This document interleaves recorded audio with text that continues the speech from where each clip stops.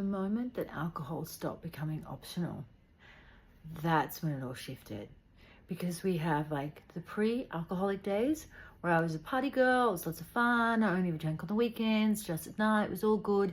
Then there was a point where I tipped over, and when we understand the neuroscience of addiction, when we look at clinically the DSM-5, the criteria for the neurological changes that make it a neurological disorder and a condition, we understand that there is this tipping point, this point in the brain where the neurology changes. And that's where, to put it simply, we lose control, where drinking is no longer optional. Like, I became psychologically and physiologically addicted to alcohol, and I lost control. So it was kind of one thing, but there are a number of compounding things. So let me give you kind of the big picture.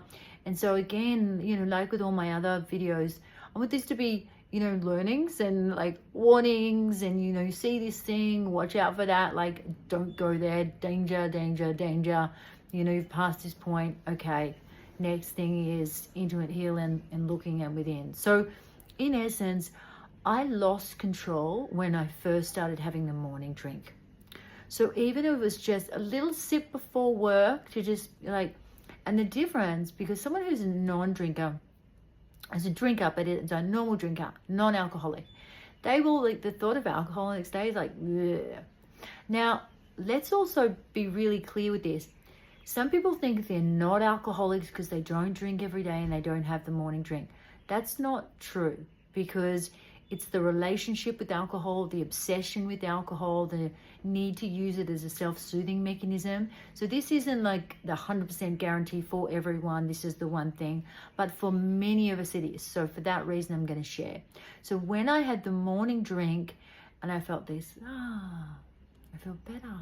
Everything's going to be okay. I'm going to be able to get on with today. I'm going to be able to meet my responsibilities, move forward, the morning drink. And then also, that was one of the key things, but it was no longer an option. Like any weekend planning, any evening planning, any brunch planning, like there always had to be booze. So I think the moment when we realized that alcohol has to be part of the event, even the work meeting, anything, then we're in trouble. So please comment about your first moment you realized that you lost control, that it wasn't an option. Like, share, all that fun stuff. Kylie here with you again today, and thanks for sharing.